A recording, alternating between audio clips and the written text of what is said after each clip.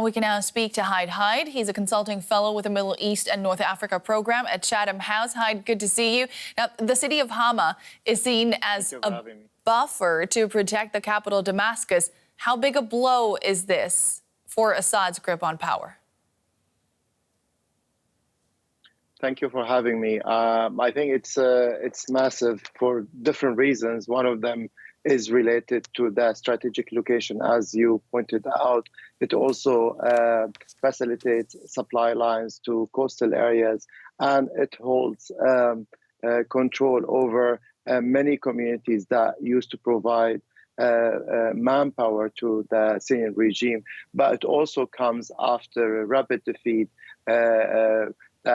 face regime forces in other parts of Syria, not only in the countrysides of Aleppo and Idlib, but as you mentioned, the fall of the city of Aleppo for the first time. It's now under the full control of the opposition. So all of those coming together are considered a big blow to the regime. Yeah, and this advance has just taken place at a startling pace, hasn't it? What are Assad's biggest vulnerabilities, and how have the rebels been able to seize them?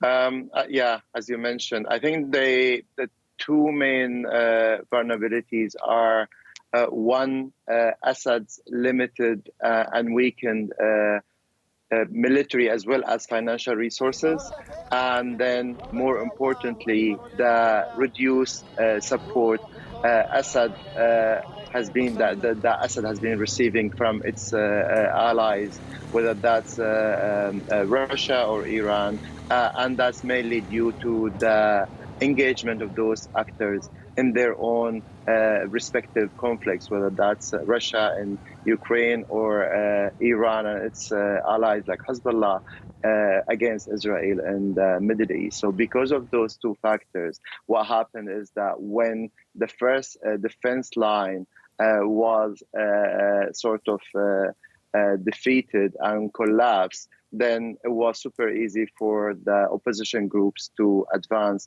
to other areas. So it was a house of cards that quickly crumbled. Let me turn that question around then, because Assad has been embattled as Syria's leader for a really long time. Was it only Iranian and Russian support that has maintained him in power all these years? They definitely played a big part in allowing Assad to survive. If you look at the history of the conflict since it turned into a military one in 2012, you would see that Iran and its allies entered Syria to support the regime, and that allowed the regime to stay in power, but it was not enough. Because the regime continued to lose territories. And then Russia in 2015 entered the conflict in Syria and then gradually managed to increase Assad's ability to regain the territories, or most of the territories that Assad lost to its opponent or his opponents. Now, after that, there are different factors that contributed to allowing Assad to stay in power. One of them is related to the different agreements that were brokered between Russia and Turkey, which prevented opposition groups from launching similar attacks over the past 4 years. And this is why I think we see different changes to all of those factors that allowed Assad to maintain his power over at least most of the areas he controls until recently in Syria. You've said in the past that a new push for lasting peace is needed. How could that happen, and under whose leadership? Well, now a clear way forward is already sort of designed, or at least drawn based on the UN resolution 2254, which created a road map for different parties to the conflict to reach a political agreement. Now, what happened after that is that many actors viewed the conflict in Syria as a frozen conflict. And because they had other priorities and because the political process was complicated and was not progressing, most of them lost interest and moved their attention elsewhere.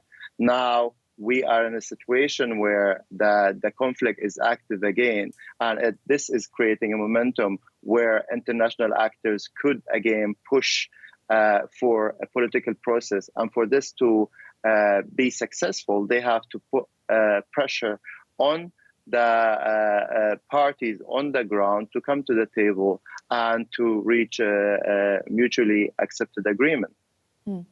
You have called the rebels' recent advance one of the most significant campaigns of Syria's conflict, which has been going on, since 2012 at least. What do you think it might mean for the region and beyond? Well, I think it will. First, we'll have to wait and see how will change the conflict in Syria.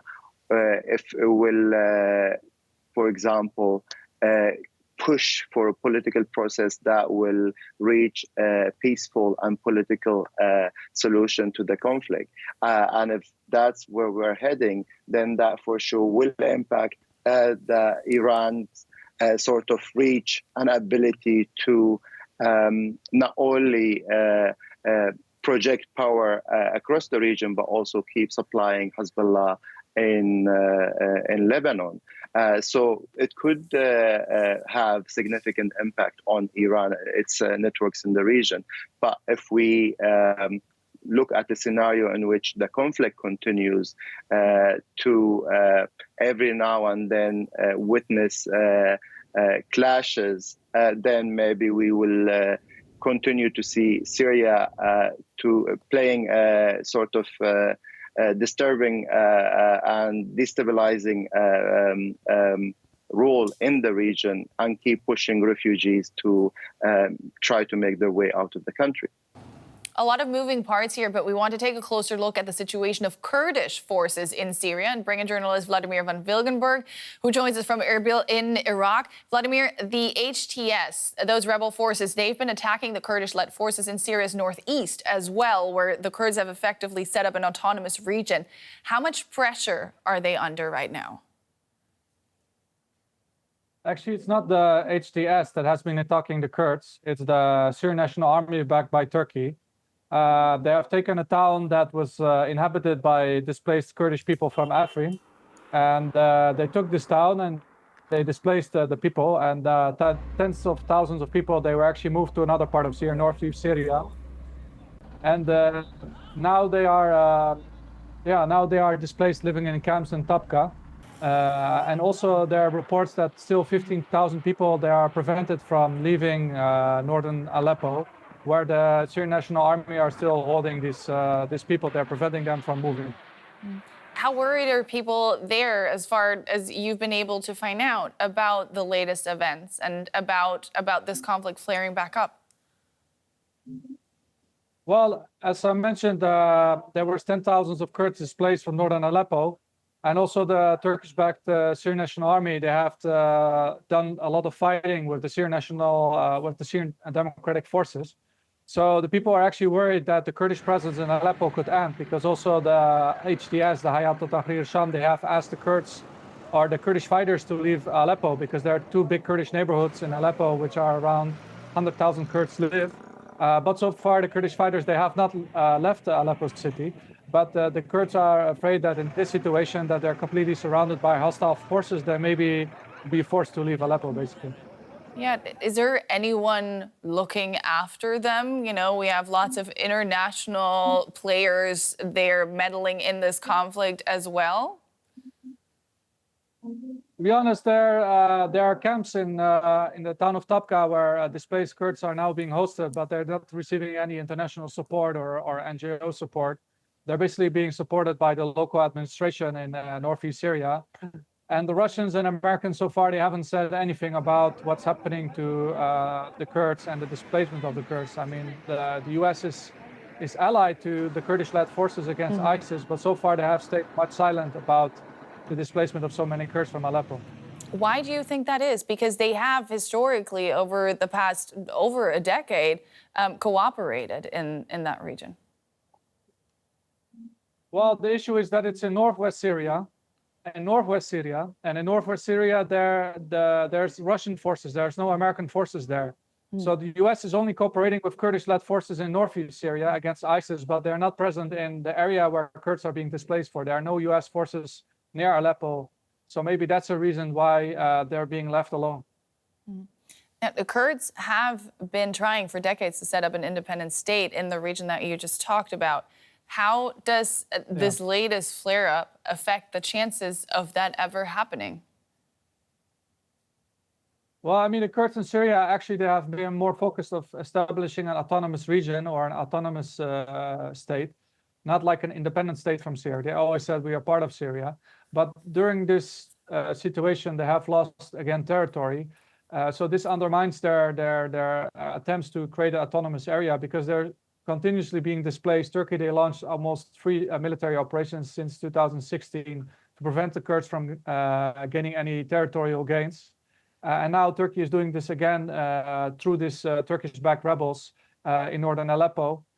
So I think the Kurds are quite afraid now that there might be now a new offensive by Turkish-backed rebels on other areas that Kurds control, for instance, on Manbij or Tapka. So the situation now is very volatile and unstable, and nobody knows exactly what is going to happen. And at the same time, HDS is like marching on Damascus or moving towards that area. Yeah. Journalist Wladimir van Wilgenburg, thank you so much. You're welcome.